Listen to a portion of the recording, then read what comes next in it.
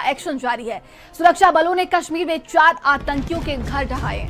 4 आतंकियों के घर धमाके कर ध्वस्त कर दिए गए। त्राल में आतंकी आसिफ शेख के घर में ब्लास्ट किया गया है। वहीं अनंतनाग में आदिल ठोकरे के घर में ब्लास्ट हुआ है और मुर्रान में आतंकी एहसान उल हक का घर ब्लास्ट कर उड़ाया गया। पुलवामा के काचीपोरा में आतंकी हारिस अहमद का भी घर तबाह कर दिया गया है।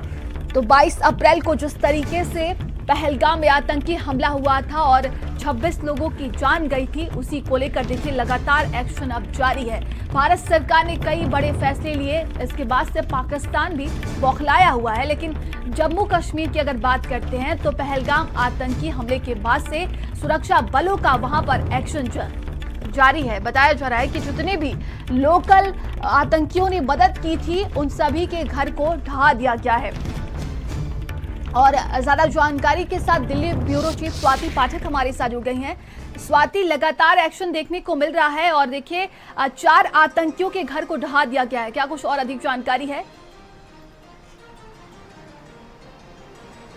जी बिल्कुल, देखिए जैसे ही जम्मू कश्मीर के पहलगाम में आतंकियों ने 26 लोगों को जो है गोलियों से भून दिया, उसके बाद से लगातार देश में आक्रोश है। और दूसरी तरफ भारत सरकार ने कई बड़े फैसले पिछले दिनों लिए हैं और लगातार बैठकों का दौर भी जारी है। लेकिन इसी बीच सेना का सर्च ऑपरेशन पूरे जम्मू कश्मीर में इस वक्त चल रहा है। श्रीनगर में 4 आतंकियों के घरों को जो है वो पूरी तरह से ध्वस्त कर दिया गया है। चाहे हम अनंतनाग की बात करते हैं या फिर काचीपोरा की बात करते हैं, तो ये वो जगह है जहां पर आतंकियों के ठिकानों को सेना ने पूरी तरह से ध्वस्त कर दिया है। और कल भी कई वीडियो सामने आए थे जिसमें देखा जा सकता था कि किस तरह से जो है सेना लगातार कार्रवाई कर रही है और पूरे एक्शन के मोड में इस वक्त सेना है, क्योंकि 26 निर्दोष लोगों को जिस तरह से आतंकियों ने निशाने पर लिया और उसके बाद से लगातार एक्शन मोड में सेना भी है। जगह जगह पर सर्च ऑपरेशन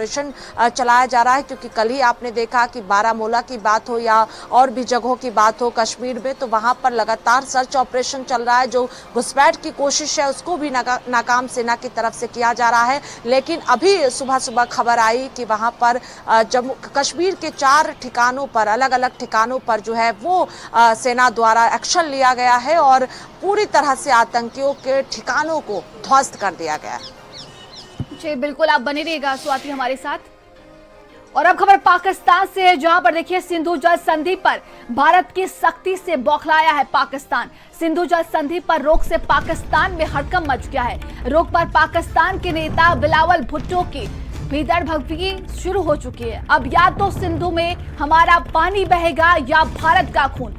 बिलावल भुट्टो की तरफ से ये कहा गया है। भुट्टो ने भारत को चेताया है कि पाकिस्तान की जनता बहादुर है, हम पानी नहीं बहने देंगे बल्कि टक्कर देंगे। बिलावल भुट्टो की तरफ से देखिए ये भारत को चेताया जा रहा है। जब से पहलगाम में आतंकी हमला हुआ इसके बाद से भारत ने जो एक्शन लिए, इसके बाद से देखा जा रहा है कि पाकिस्तान में बौखलाहट और तेज हो गई है। और ब्यूरो चीफ स्वाति पाठक दिल्ली से हमारे साथ लगातार जुड़ी हुई हैं। स्वाति, बिलावल भुट्टो ने भारत को चेताया है कि हम पाकिस्तान की जनता जो है वो बहादुर है, अगर हमें पानी नहीं मिलेगा तो खून बहेगा।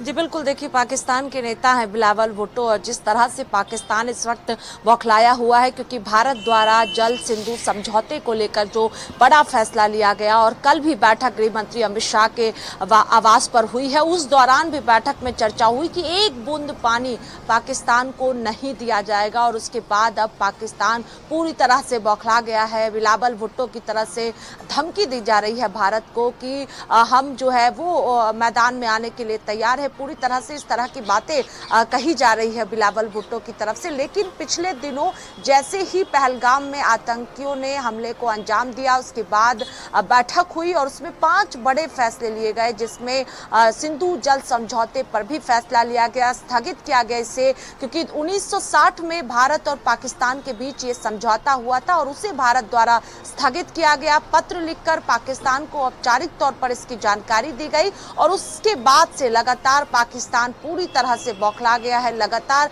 अलग अलग बयानबाजी वहां से की जा रही है और अब सीधे तौर पर धमकी दी जा रही है कि या तो पानी बहेगा या खून बहेगा। ये धमकी बिलावल भुट्टो की ओर से दी जा रही है, लेकिन भारत ने भी पूरी तरह से तय कर लिया है कि एक बूंद पानी पाकिस्तान को नहीं दिया जाएगा और उसी को लेकर कल बैठक भी की गई है। उसमें रणनीति बनाई गई है कि किस तरह से इसको जो है वो पूरी तरह से लागू किया जाए, जिससे एक बूंद पानी पाकिस्तान को ना मिल सके और पाकिस्तान पानी के लिए तरसे। इसी वजह से पाकिस्तान इस वक्त लगातार अलग अलग बयानबाजी भी कर रहा है और पूरी तरह से बौखलाया हुआ है। तमाम जानकारी के लिए बहुत बहुत धन्यवाद आपका स्वाति। और आगे बढ़ते हैं खबर हरदोई से, जहां पर अज्ञात वाहन की टक्कर से महिला की मौत हो गई है। पति घायल हो गया। हादसे के